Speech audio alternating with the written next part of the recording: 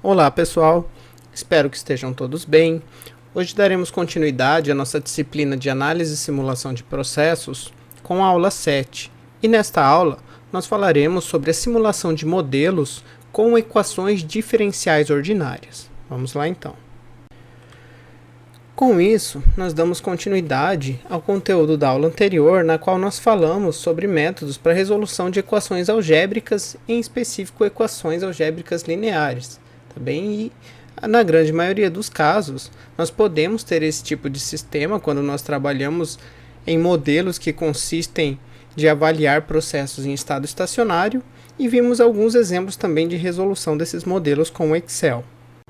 Porém, antes que um regime estacionário se estabeleça em um processo, é muito comum que nós tenhamos aí um período de startup, um período de estabelecimento do regime do processo. E esse período, ele normalmente está diretamente relacionado ao período de tempo do processo no qual ocorre uma variação de massa ou uma variação de energia, e para que a gente possa avaliar o processo nesses períodos, nós acabamos tendo esses termos de acúmulo, para os quais nós representamos os modelos de processos, como nós vimos nas aulas anteriores, com equações diferenciais. E se nós pretendemos então e planejamos simular processos que consistem em modelos de equações diferenciais, nós precisamos também ter solvers apropriados e métodos numéricos apropriados para a resolução dessas equações diferenciais ou desses sistemas de equações diferenciais. Certo? Porque a gente precisa então especificar, de acordo com cada situação, qual é o método a ser utilizado, qual é o tamanho do passo, qual é o número de intervalos, qual é o critério de convergência. Então, se a gente pensa em simular um processo, e para que o procedimento de simulação ocorra, nós precisamos aplicar o método numérico, nós precisamos conhecer e definir o método mais adequado. Então, justamente dessa forma, dando sequência, na aula de hoje, nós abordaremos os problemas envolvendo sistemas de equações diferenciais ordinárias, certo? E faremos algumas aplicações novamente com o software Excel.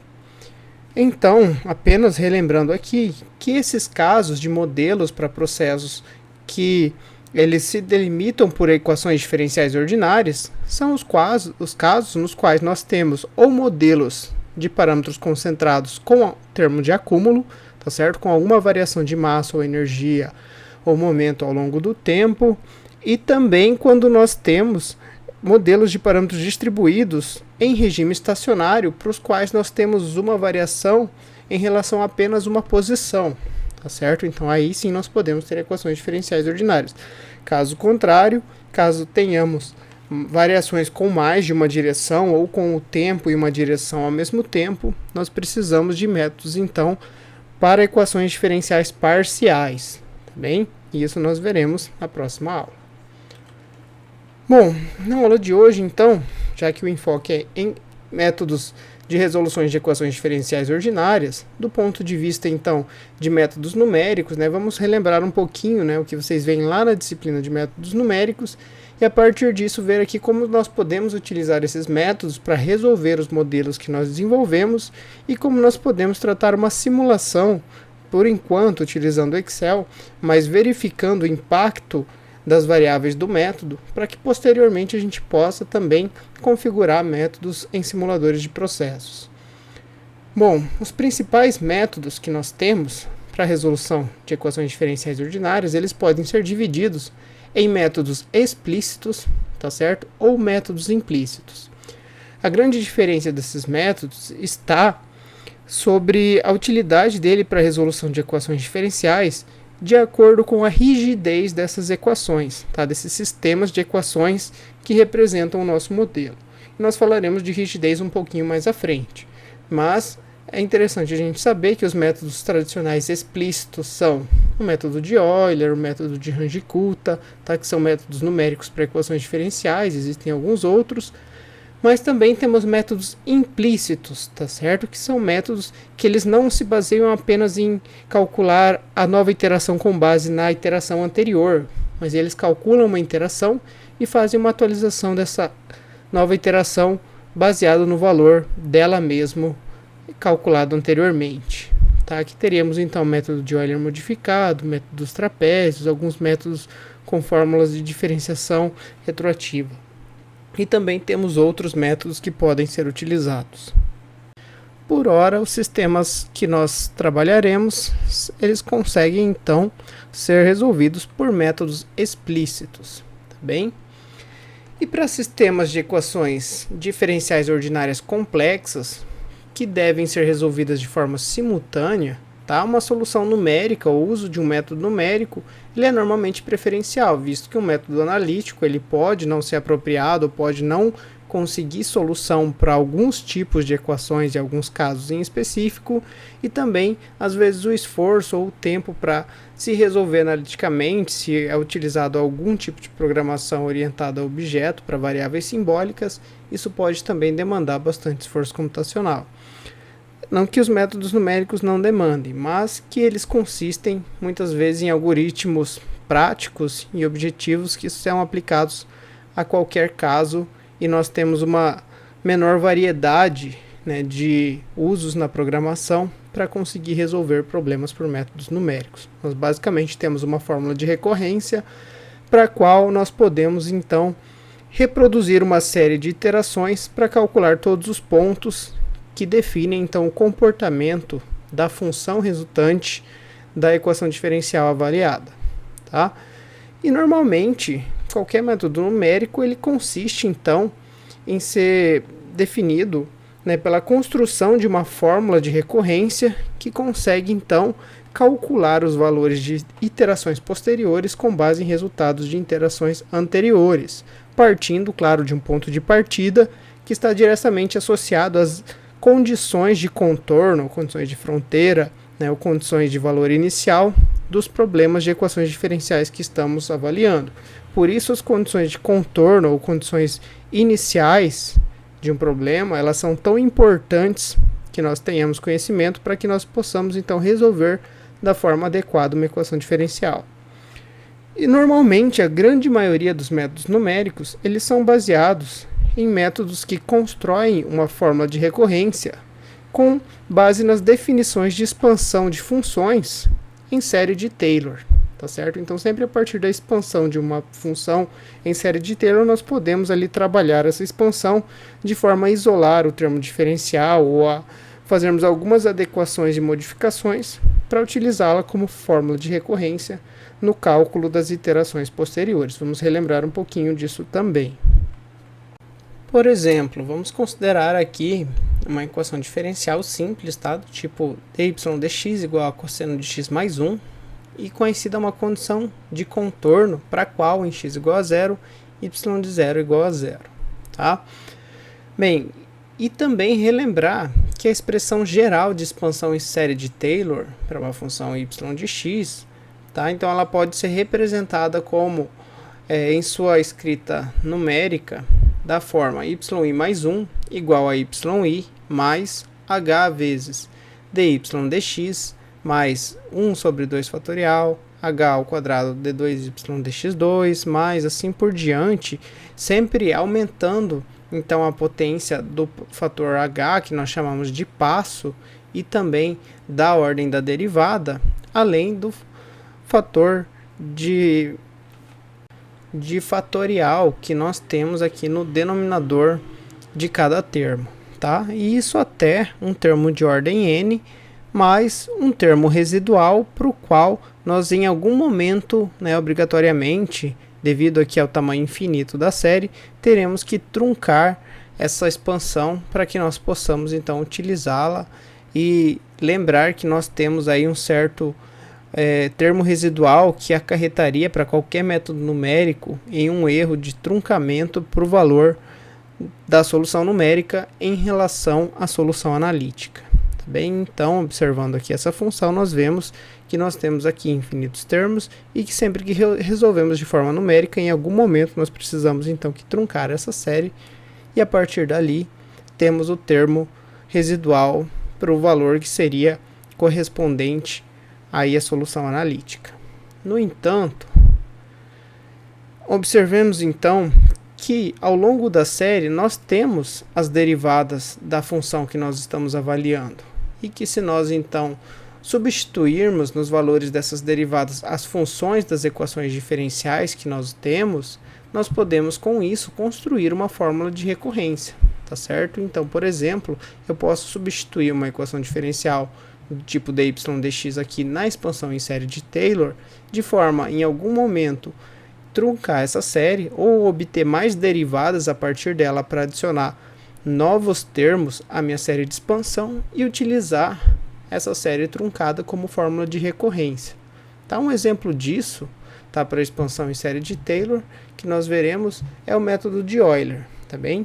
Já veremos ali a função de recorrência do método de Euler, mas aqui então só definindo os termos que nós vamos utilizar para resolver numericamente uma equação diferencial, nós temos a função y, que depende de x sendo nossa variável independente associada à equação diferencial, o valor de h que nós definimos como passo de cada iteração que nós estamos avaliando ao longo do intervalo da variável independente, e que no nosso caso aqui sendo x, seria o valor de x na iteração posterior menos na iteração anterior, também conhecido como ΔX.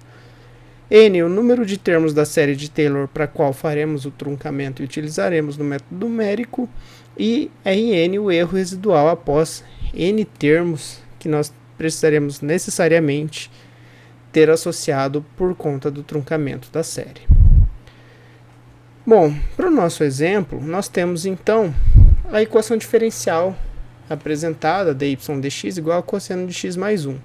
A partir dessa função, nós podemos obter as derivadas de ordem maior, sempre diferenciando ela em relação a x mais uma vez. Tá? Então, por exemplo, aqui, diferenciando dy dx mais uma vez em relação a x, obtemos d2y dx2 igual a menos seno de x. Tá?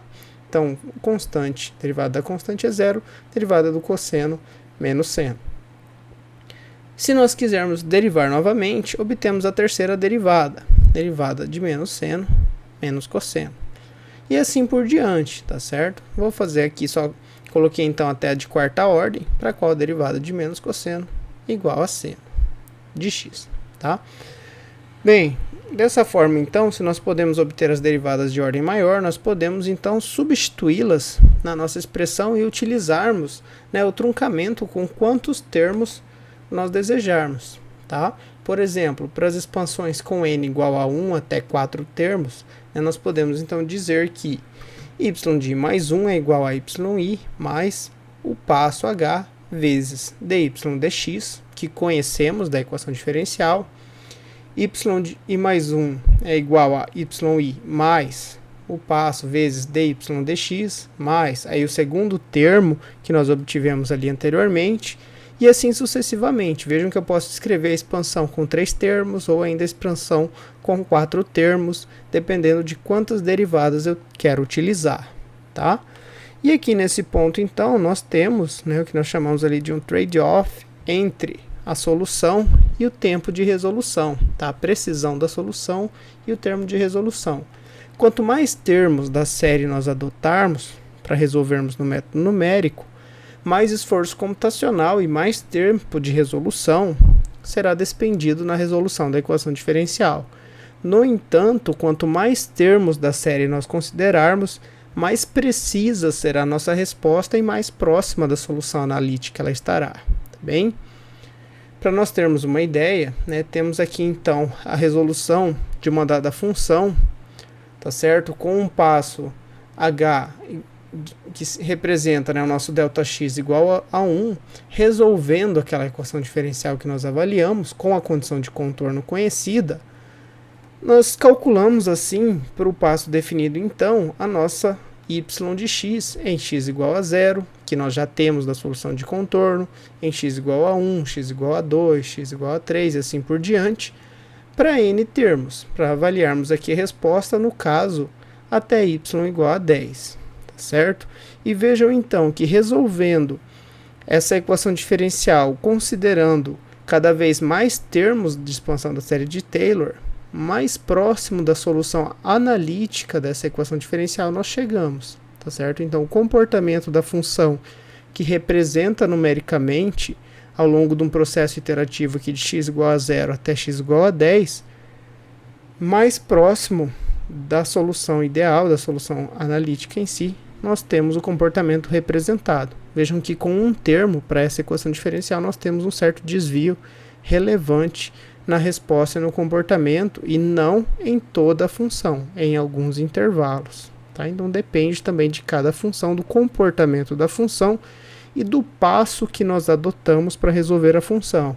Tá certo? Quanto maior o passo também do processo iterativo, menos precisa é a solução. Quanto menor o passo, mais precisa é a solução, mas também mais esforço, mais tempo computacional nós demandaríamos para resolver a equação diferencial.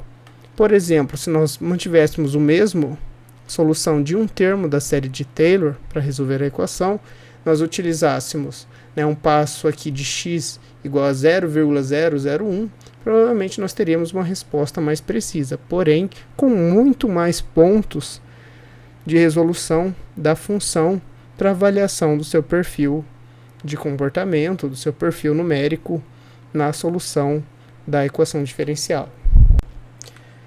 E falando em métodos numéricos, o truncamento no primeiro termo da derivada em expansão da série de Taylor, tá, resulta no método de Euler, tá, para qual a fórmula de recorrência nós chamamos de yi igual a yi mais k1, onde k1 é justamente o termo da primeira derivada da nossa função que estamos avaliando como sendo a função da equação diferencial, definido como h vezes f de xy, tá? Onde então h é o passo, a variação para a qual nós avaliaremos um processo iterativo obtendo os valores da função posteriores com base num valor anterior e na aplicação desse valor na função da equação diferencial, tá?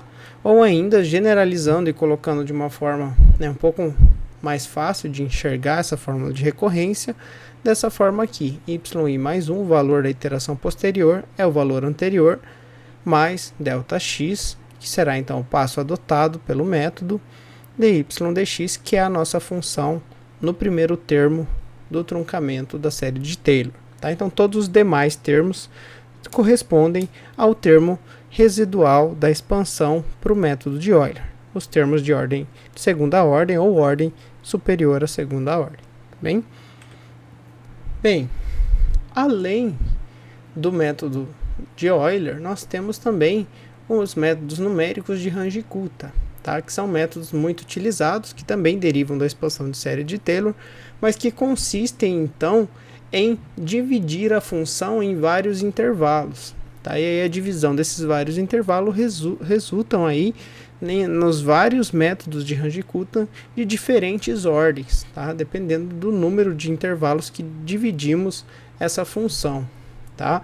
E a fórmula geral para o método de Runge-Kutta, tá? É yi mais 1 igual a yi mais o somatório de ômega-j, kj, tá? Definidos então de acordo com a ordem do método que adotamos, no qual aqui kj seria então o passo vezes a f com x e y aplicados em vários intervalos dentro da iteração que nós estamos avaliando. Tá? Então, no método de Runge-Kutta, nós temos também o cálculo da iteração posterior com base no resultado da iteração anterior, tá? E também temos aqui alguns parâmetros de cada método que são definidos em função do número de intervalos. Tá? E aí nós veremos aqui para alguns intervalos quais são esses parâmetros. H continua sendo o passo, ou também chamado de incremento, e V é a ordem do método de Runge-Kutta. Tá? Então, quanto maior a ordem do método, mais termos nesse somatório nós teremos que escrever para representarmos, então, o termo de variação para a equação diferencial que será utilizado no cálculo da função, na resolução dessa equação diferencial. Ok? Bom, vamos olhar aqui para os métodos de segunda e quarta ordem, que são normalmente os métodos mais utilizados e que já apresentam uma boa resposta para a solução da equação diferencial. Nós temos as seguintes fórmulas de recorrência. Para o método de segunda ordem, y da iteração posterior é a anterior, mais k2, tá certo? Onde nós temos aqui k2 como função de k1, tá? Então nós temos 2Ks no cálculo aqui da fórmula de recorrência, e o de quarta ordem nós temos 4Ks, tá vendo? E também a divisão aqui do passo por um fator, onde cada um desses Ks é função do K anterior, tá? Então nós temos o K1, que é o termo da função da equação diferencial, com ele nós calculamos K2, com K2, K3, com K3, K4, e assim utilizamos na fórmula de recorrência todos esses Ks para calcular aqui o valor de y e mais 1. Bem, então vejam aqui que é importante ver que nós aplicamos na função, a partir do termo K2 ou K de ordem superior a 1, não os próprios valores de xi e de yi, mas sim esses valores mais seus parâmetros, que nós comentamos ali anteriormente, vezes um passo adotado para essa resolução, tá bom?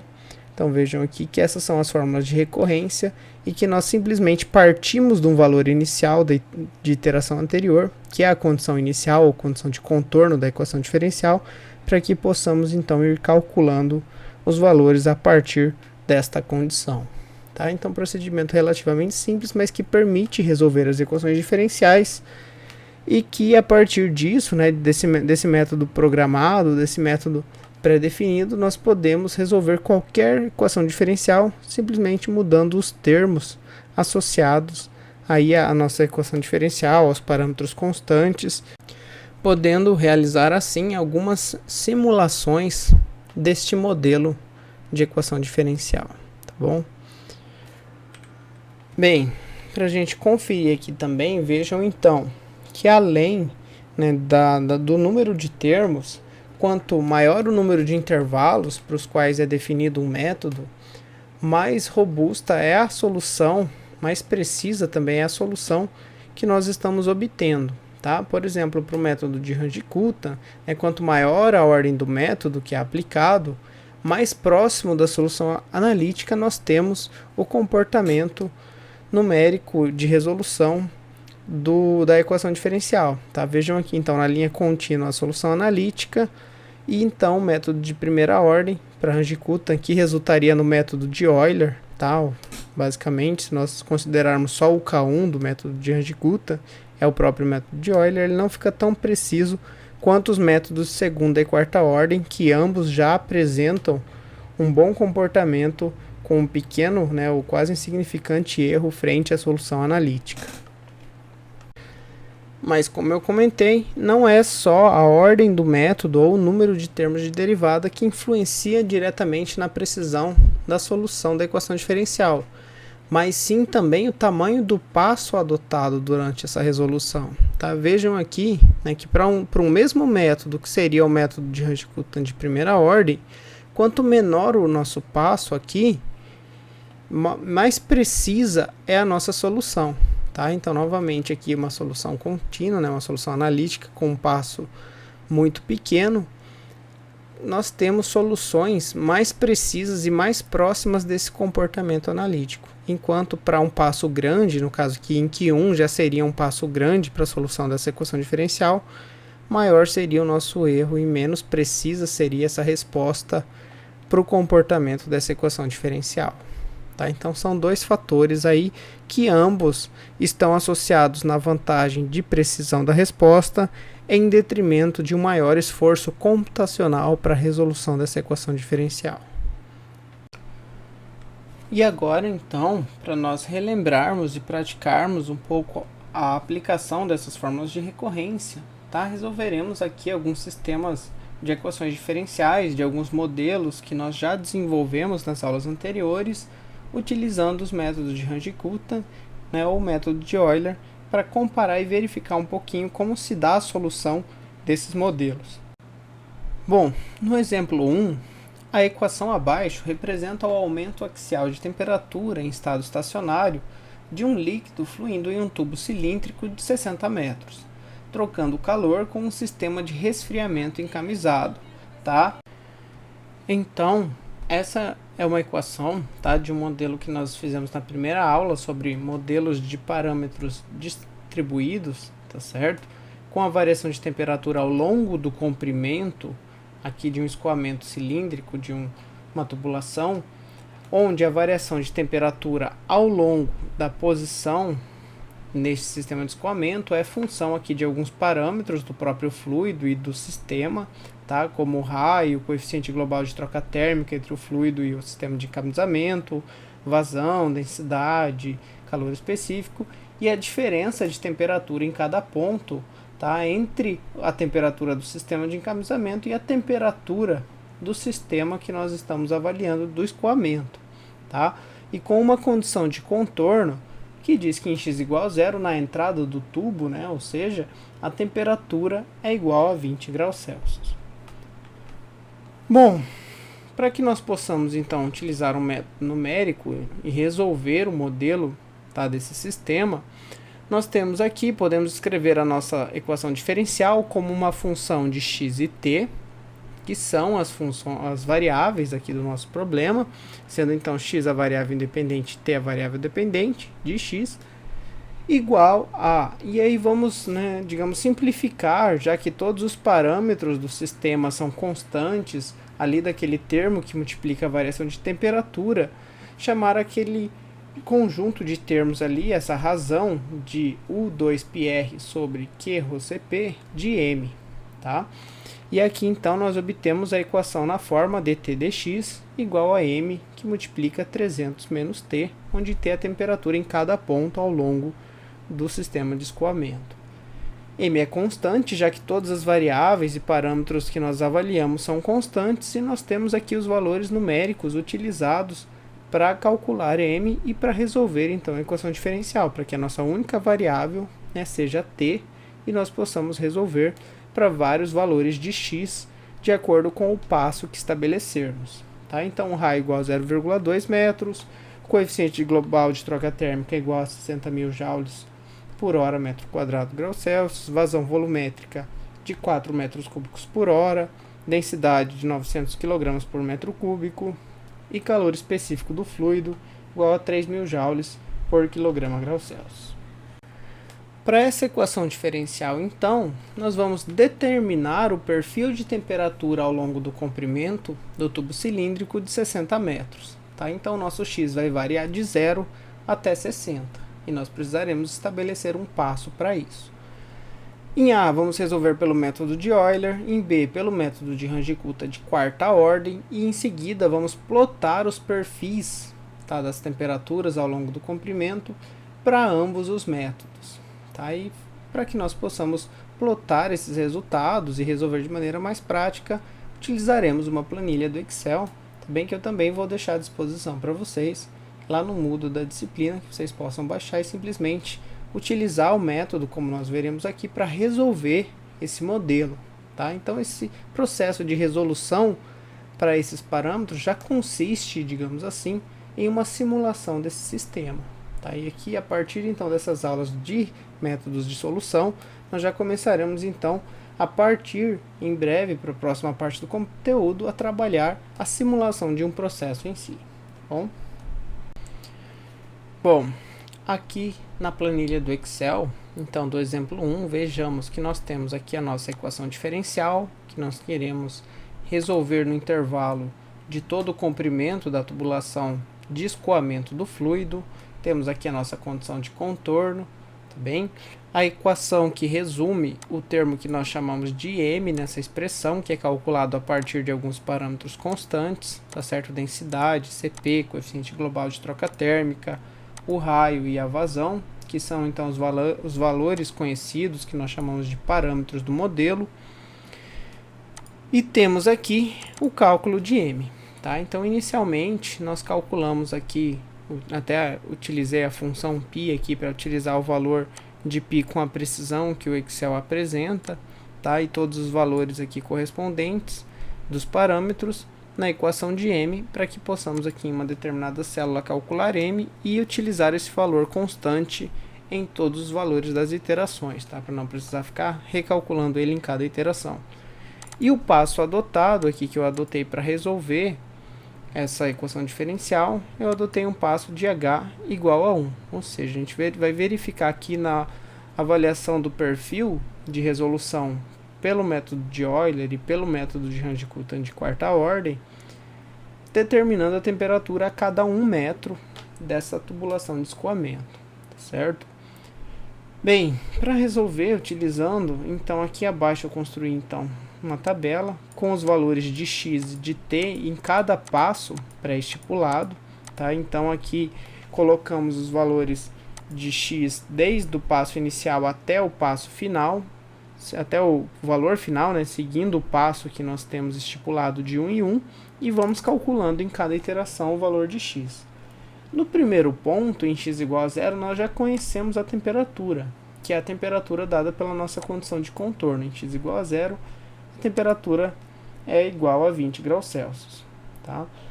E aqui vejam então que para as temperaturas a partir de x igual a 1, basta nós utilizarmos a fórmula de recorrência, fazendo então o nosso yi, que seria o nosso t em x igual a 1, igual ao nosso ti, tá? Na iteração anterior, mais o nosso passo, que seria a diferença entre o valor de x nessa iteração e x na iteração anterior, vezes a nossa função, que representa aqui a nossa equação diferencial, ou seja, m vezes a diferença de temperatura, tá? 300 menos a temperatura como variável, sendo a temperatura da iteração anterior, tá? Pela nossa fórmula de recorrência, f de x e yi.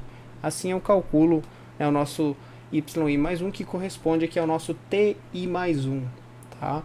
Então vejam que aqui a única célula que eu coloquei e que eu travei para a gente resolver é a célula do valor de m, que é constante. Porque linkando dessa forma, a partir daqui, basta então nós inserirmos a fórmula de recorrência e arrastarmos aqui até o nosso passo final, para que nós possamos então replicar essa equação em todos os valores de x e obter assim então a temperatura associada em cada x deste intervalo que estamos avaliando.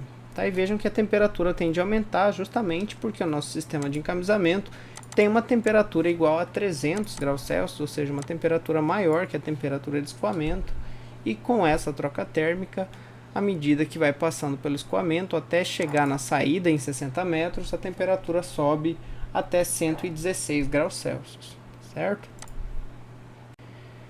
E então, se eu quiser visualizar graficamente esse comportamento, basta eu plotar aqui um gráfico da temperatura ao longo do comprimento.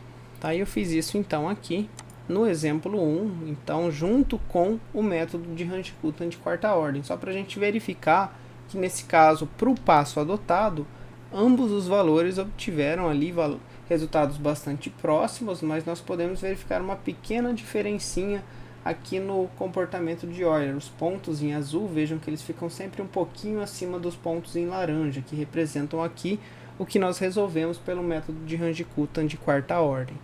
Tá? Então vejam que o equacionamento é o mesmo, é a mesma equação diferencial, o que muda é que aqui nós precisamos calcular vários valores de k antes de calcular a próxima iteração, de acordo com a fórmula de recorrência de Range-Kuttan, que divide a nossa função e o nosso passo em vários intervalos em cada iteração. Tá? Então, por exemplo, começamos aqui com x igual a 0, temperatura igual a 20, e calculamos a partir daqui então K1, K2 e K3 com a fórmula de recorrência que nós vimos, né, no slide ali anteriormente, os valores de K1, K2, K3 e K4 para iteração T0 para x igual a 0. Tá? Porque esses K serão utilizados aqui então no cálculo da iteração posterior. Tá? Para nós calcularmos aqui a temperatura em x igual a 1, que continuamos aqui com um passo igual a 1, para ficar mais fácil de comparar com o método anterior também, calculamos então a temperatura em função dos Ks anteriores, da seguinte forma: Ti mais 1 igual a Ti mais o passo sobre 6, tá? Que é assim a fórmula de recorrência do método de Range-Kuttan de quarta ordem, vezes o nosso F, que é um F que depende de x e y mais os seus parâmetros constantes vezes k da iteração anterior, de acordo com a fórmula de recorrência. Tá? Então, verificando lá, nós temos aqui a possibilidade de calcular T1. E em cima disso, calculamos K1, K2, K3, K4, para que nós possamos utilizá-los na iteração posterior. tá? E o procedimento é repetido assim sucessivamente, então eu acho mais fácil calcular K1, K2, K3, K4.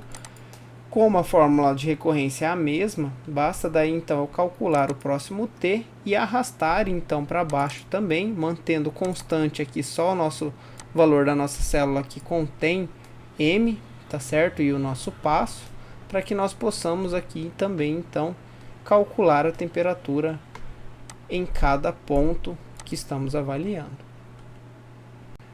Na verdade, m é utilizado aqui no cálculo dos Ks, né, e no cálculo de t nós usamos os Ks. Tá? Então, no cálculo de t nós mantemos o passo constante, no cálculo de K mantemos tanto o passo quanto o valor de m na função da equação diferencial constante também. Tá? Travados para eu poder arrastar e replicar aqui os meus resultados para as demais células mais abaixo. Tá bem? Bom, então assim eu consigo determinar a temperatura até o comprimento final de 60 metros. E vejam que ela ficou um pouquinho abaixo, né, aqui 115,82 comparado a 116,09, então 0,2 graus Celsius quase aqui de diferença, quase 0,3. Se nós verificarmos então a diferença da solução entre os métodos, realmente aqui Hanjikutan de quarta ordem deve ser mais preciso, por utilizar mais intervalos no cálculo aqui da função diferencial, e temos então um comportamento um pouquinho mais abaixo do que o comportamento de Euler, tá certo? Então eu quero também, vocês vão ver na atividade, que vocês resolvam utilizando esses métodos e também façam aqui a plotagem dos gráficos para nós compararmos ambos os métodos. Nesse caso aqui, para esse passo em específico, ambos os métodos obtiveram aqui, resultaram em boas soluções, porém Hanjikutan, claro, foi um pouco mais preciso em função do próprio método ser pensado para ter uma precisão maior, mas também um esforço de cálculo, vejam, bem maior também por causa do cálculo dos parâmetros K em cada iteração. Bom? E eu poderia, vejam aqui, refazer isso para vários valores de passos, tá certo? Vejam que para passos grandes, os valores realmente começam no método de Euler ficar distantes, mostrando uma imprecisão na solução. Tá? Aqui, por exemplo, 1 e 0,1 ficaram bem próximos no método de Euler, porém, passos maiores acabaram resultando aqui em uma diferença, né, em um erro na solução em relação à solução de passos pequenos, à medida que o nosso intervalo, o nosso comprimento vai aumentando. Já o método de Hanjikutan não. Por conta do próprio método, né, ter a sua divisão de intervalos, que já melhoram bastante a convergência e a precisão da solução, independente aqui do tamanho do passo, todas as soluções acabaram sendo bem similares, bem parecidas, garantindo assim uma confiabilidade e uma robustez maior para a solução obtida. Bem? Agora, aqui no segundo exemplo, nós trabalharemos aquele modelo que nós desenvolvemos para um trocador de calor bitubular, utilizando então a troca térmica, realizando a troca térmica entre tolueno e benzeno. Tá? Então, nas aulas anteriores, quando nós desenvolvemos modelos de equações de parâmetros distribuídos, nós vimos então esse trocador de calor tubular e realizamos a modelagem desse sistema. Tá? Então, com benzeno passando no tubo interior e tolueno no tubo exterior, e promovendo assim o aquecimento do benzeno de 60 para 100 graus Fahrenheit e do tolueno um resfriamento de 170 para 110 graus Fahrenheit. Bom, e em função disso, utilizamos a equação do balanço de energia, determinando os termos de variação de energia, entrada e saída, as equações de modelo que representam o comportamento em estado estacionário desse sistema. E temos aqui então essas equações diferenciais. A primeira equação diferencial, então, o balanço de energia para o benzeno, aqui para o qual nós temos então a variação da temperatura do benzeno em função do comprimento desse trocador de calor, sendo função de sua vazão mássica, seu CP, coeficiente global de troca térmica, tá certo? Os parâmetros aqui deste escoamento, tá bem? E também a diferença em cada ponto entre o tolueno e o benzeno. Já para o tolueno, nós temos também uma equação que mostra a sua variação de temperatura ao longo do comprimento em função de em cada ponto nós termos uma diferença de temperatura também entre o benzeno e o tolueno. E vejam aqui então que temos as condições de contorno da temperatura conhecida na entrada do trocador de calor, sendo um sistema concorrente, tá certo? Que na entrada a temperatura do benzeno vale 60 graus Fahrenheit e na entrada também o tolueno entra a 170 graus Fahrenheit. Com a solução desse modelo, então, nós determinaríamos então a temperatura para um dado comprimento do trocador de calor para ambos os fluidos, tá certo? E para ficar um pouquinho mais fácil de representar e calcular as equações diferenciais, nós vamos então isolar os termos diferenciais de temperatura ao lado esquerdo da expressão, passando aqui o produto da vazão mássica pelo Cp para o lado direito da equação e chamando novamente de m esse termo equivalente à razão dos parâmetros que são constantes ao longo de todo o perfil avaliado para o comportamento da temperatura, tá certo? E considerando as condições de contorno para resolver esse sistema. Então vamos aqui chamar de F a equação diferencial da temperatura do benzeno e de G a equação diferencial da temperatura do tolueno. Tá? Então nós já vimos o desenvolvimento dessas equações anteriormente, que resultam então nessas equações diferenciais que representam o comportamento ao longo do comprimento desse trocador de calor. Bom, temos aqui então os parâmetros constantes nessas equações diferenciais, tanto para o benzeno quanto para o tolueno, e os parâmetros, né, os valores numéricos desses parâmetros para que possamos calcular M então. Então temos a vazão mássica do benzeno igual a 9.820 libras por hora e a vazão mássica do tolueno igual a 6.330 libras por hora. O calor específico de ambos, né, esses compostos, o benzeno e o tolueno, iguais a 0,425 BTU por libras graus Fahrenheit e 0,44 BTU por libra graus Fahrenheit, respectivamente. O coeficiente global de troca térmica igual a 0,8 BTU por hora polegada ao quadrado graus Fahrenheit. E justamente por causa dessa unidade trabalharemos com o nosso passo no comprimento da tubulação do trocador de calor em polegadas, tá bom? Então justamente aqui essa unidade nos dá a unidade que teremos que utilizar para o cálculo da temperatura em cada ponto do trocador bitubular. E as temperaturas TB e TT são as nossas variáveis em ambas as equações diferenciais desse modelo. Bom? Da mesma forma aqui então, vamos determinar o perfil de temperatura ao longo do comprimento dos tubos deste sistema de escoamento, considerando um comprimento total dos tubos de 1.200 polegadas. Vamos resolver novamente pelo método de Euler e pelo método de Runge-Kutta de quarta ordem e também plotar os perfis para ambos os métodos. Tá bom? Então vamos lá para a planilha do Excel para verificar aqui então como fica a solução utilizando os métodos que nós vimos desse sistema. Bem, aqui no Excel então nós temos a equação do modelo, tá certo? As equações, né, do modelo para variação das temperaturas para ambos os fluidos, tá? Que nós já vimos o desenvolvimento, as equações e as condições de contorno. Aqui as expressões dos termos que nós simplificaremos, né, que serão constantes MB e MT nas equações do benzeno e do tolueno, tá? Associados à vazão e ao calor específico de cada um desses fluidos. Os parâmetros constantes desse modelo, as vazões, os CPs e o coeficiente global de troca térmica. E aqui abaixo o cálculo então tanto de MB quanto de MT para que esses parâmetros sejam constantes nas equações diferenciais na resolução aqui pelos métodos de Euler e de Runge-Kutta de quarta ordem. Como a nossa avaliação vai ser de 0 até 1.200 polegadas, tá? Para não ter 1.200 iterações, então resolvi adotar aqui um passo um pouquinho maior para utilizar na resolução desse sistema, tá? Então aqui eu coloquei um passo maior, porém eu poderia estar, de acordo com o algoritmo numérico, utilizando um passo menor para aumentar a precisão aí do perfil obtido e da resolução dessas equações. Mas nós vamos conferir depois também com o método de Runge-Kutta a variação em relação ao método em si. Bem, os valores de temperatura na condição inicial de x igual a zero nós temos, tá? De acordo com nossa condição aqui de valor inicial.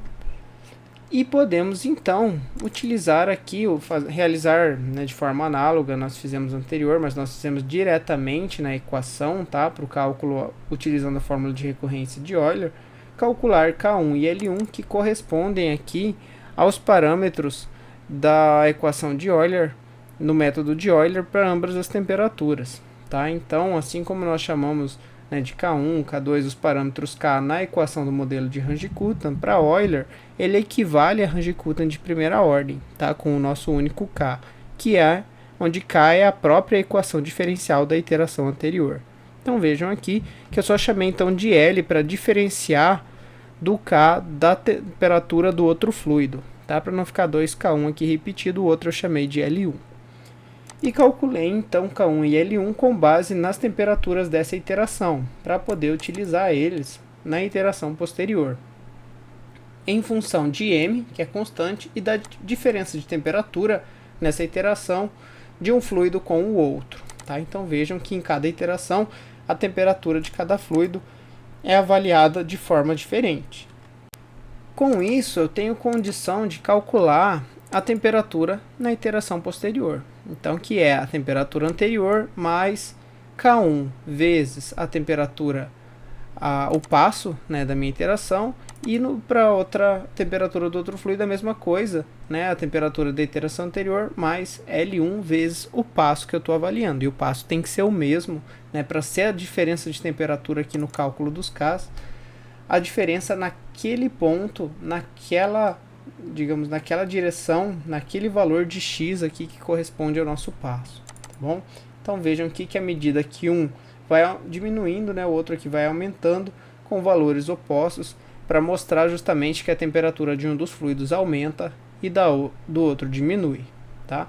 E eu repito então esse processo. Eu posso utilizar aqui M constante e manter aqui o passo também constante no cálculo da temperatura para arrastar as células e resolver então de uma vez só esses cálculos, tá certo? Então isso facilita e faz com que eu possa resolver as minhas equações de maneira mais prática, não preciso ficar resolvendo iteração por iteração. Então essa é uma vantagem de trabalhar com uma planilha do Excel, mas que uma programação do método numérico permitiria utilizar um laço de repetição, um for, ou aqui um do, para conseguir calcular em todos os valores do meu intervalo, aumentando em cada iteração o meu passo em um valor constante, certo? Bom, então feito aqui com o método de Runge-Kuttan de primeira ordem, que é equivalente ao método de Euler, tá? Se a gente for ver aqui na fórmula de recorrência, é a mesma coisa.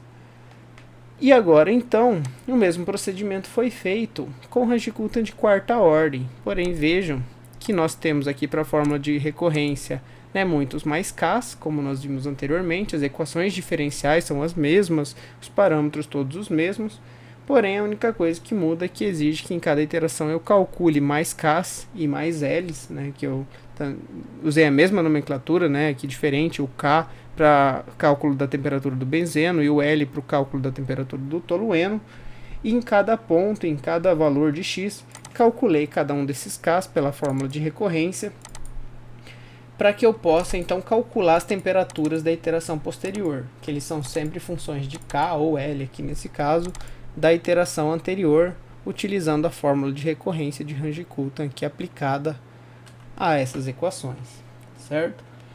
E ao final então realizei todas essas iterações até o comprimento máximo de 1200 polegadas e tenho aqui a temperatura final de ambos os fluidos.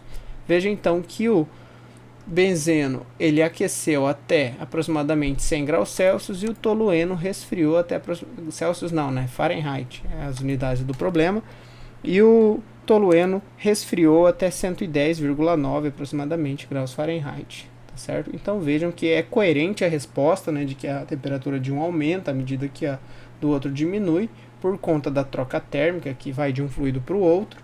E se eu olhar aqui, ambos os métodos obtiveram aqui um comportamento bem parecido, tá certo? Então não teve muita diferença, pelo menos avaliando de acordo com esse passo, entre os perfis de temperatura.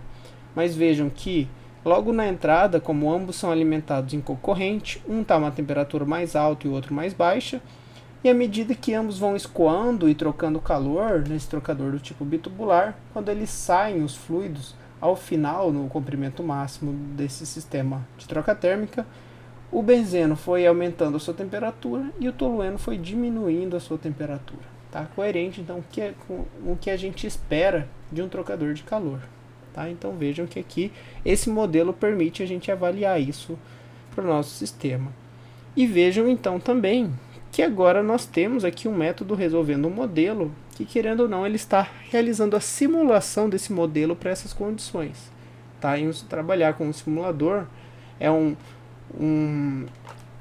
recurso, né, que nós utilizamos para que nós possamos avaliar qualquer tipo de comportamento para o mesmo modelo, variando seus valores de entrada e suas condições.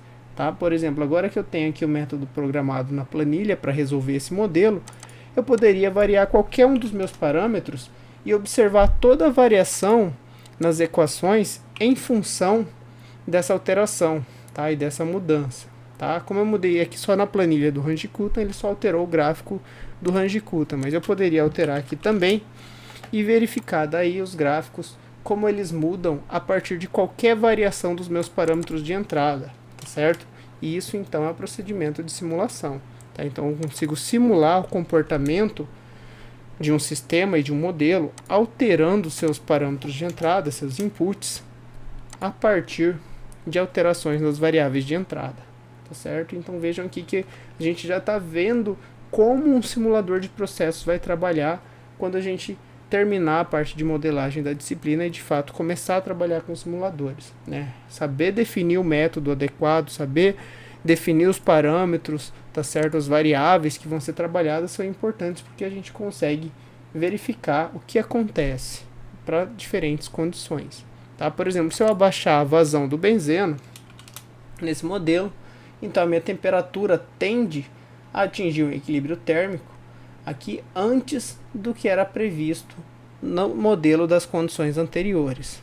Tá certo? Então eu tenho aqui várias formas de observar, por exemplo, se eu quisesse utilizar um tubo para que o equilíbrio térmico fosse atingido mínimo, de forma mínima, eu poderia verificar aqui alterações nas vazões de processo, ou verificar também um material que permita uma troca térmica mais eficiente, tá certo? Na interface entre os fluidos, buscando então determinar condições de processo que atendam às especificações do meu sistema. Tá? Se eu tiver um trocador com comprimento específico ou delimitado, eu tento adequar as outras variáveis de forma a atender as minhas demandas, minhas necessidades de temperatura para aquele tamanho de trocador de calor, tá certo? E assim por diante. Então, a simulação é uma ferramenta muito útil do ponto de vista de melhoria, otimização de processos, justamente por possibilitar essa análise em cima do modelo de um processo, tá certo?